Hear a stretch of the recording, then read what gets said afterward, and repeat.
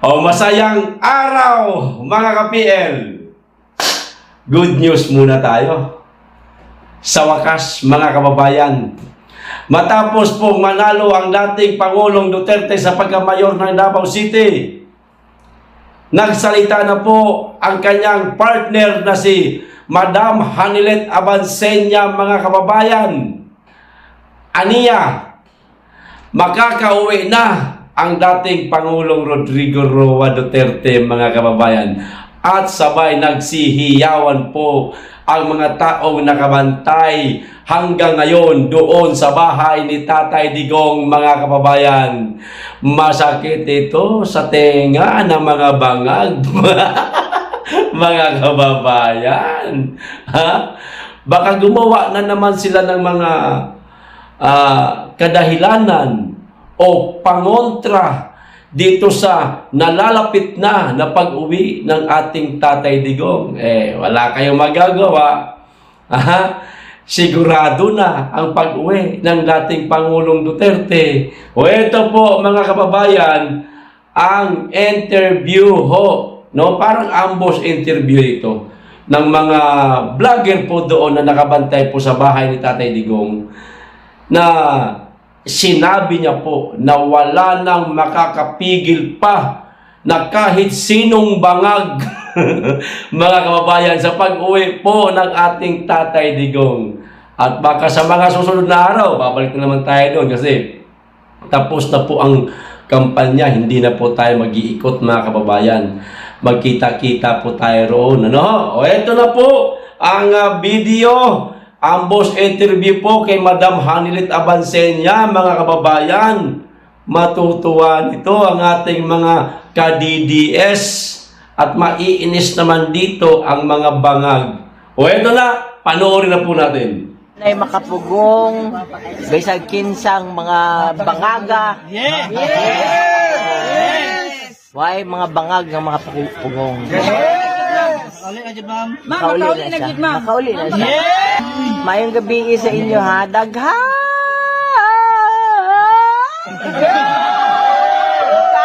Salamat. Daghan juga yung salamat. Kabalo jud ko na naamo diri kada gabi kanya nagaampo mo.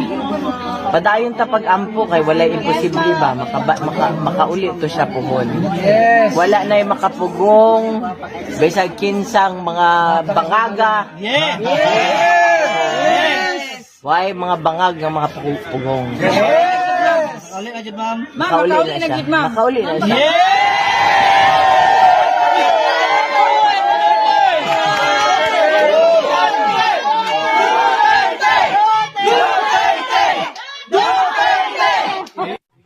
With love is tatay. With love. Okay, kuha. Sige, sila. Isa lang. Ako sa sir. Asa cellphone? Kamu to, ha? Okay! Okay! 1, 2, 3! One more! Sa mga friends natin from abroad. Okay! Salamat, mama. Sila po talaga ang nanalo at Duterte pa rin po ang buong bayan. So maraming salamat po sa lahat ng suporta at pagmamahal at respeto nyo po na ibinigay kay Tatay Digong. We want our Tatay Digong to come back home. We love him. Gusto po namin na maiuwi na siya galing sa Netherlands. Naghihintay po kami at hindi po kami uuwi hanggat hindi po siya dadating at uuwi dito sa Davao. O siguro naman mga kababayan, hindi nagsisinungaling si Madam Hanilet sa sinabi niyang uuwi na ang ating Tatay Digong. Maaaring marami siyang nalalaman sa mga proseso sa pagpapauwi kay Tatay Digong. At baka sinabi na rin sa kanila ng mga abogado ng dating Pangulong Duterte na uuwi na po ang dating presidente. Relax lang. At yun naman din ang kanyang sinabi dito sa isang maikling ambush interview sa kanya ng mga vlogger. So, magdiwang ho tayong lahat mga kababayan. Bagamat nagkaroon po tayo ng kalungkutan pagkadismaya ng mga nakarang araw dahil nga sa natalo po ang iilan sa ating mga senatorial candidate na mula sa PDP. Eto, good news naman po dahil maliban po dito sa pagpapauwi na po o nalalapit na pag-uwi ng ating dating Pangulong Duterte, lahat po ng mga Duterte, mga kababayan, dito sa Davao City, tinulungan po ng mga taga Davao. Hindi ho pinabayaan.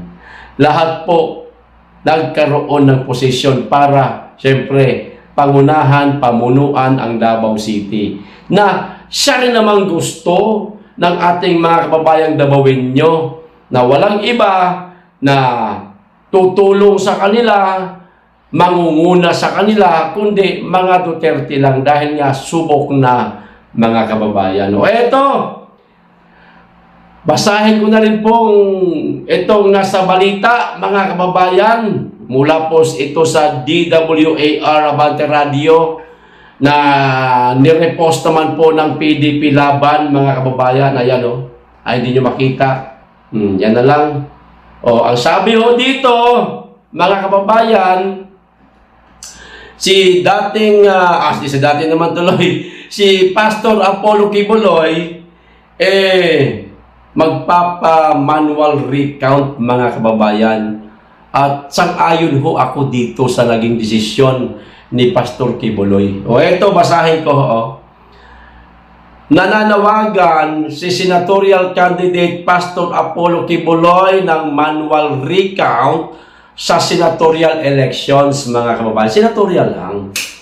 Ayon sa kanyang tagapagsalita na si Attorney Israelito Torion, ayon po, sinabi sa kanya ni Pastor na sabihin mo na mananawagan siya ng manual recount. At ang nagpaabot pa nito sa atin ay si Attorney Israelito Torion. Sa utos po ito ni Pastor Apollo Kibuloy, mga kababayan. Ginawa ang panawagang ito kasunod ng mga ulat ng umano'y overvoting aberya sa pagbasa ng balota at iba pang irregularidad sa halalan, mga kababayan. Batay sa partial at unofficial count, nasa ika-31 pwesto si Kibuloy sa senatorial race na nakakapagtaka ho, mga kababayan. Bakit ganoon po ang naging bilang ng mga boto ni Pastor Apollo Kibuloy? Samantalang advance na ho sa kanya, lamang na ho siya doon sa 7 million. Dahil nga mayroong 7 million na mga miyembro itong si Pastor Apollo Kibuloy. 7 million, dapat matik, tatak kaagad yun sa kanya. Pero bakit nangulilat? Nakakapagtaka.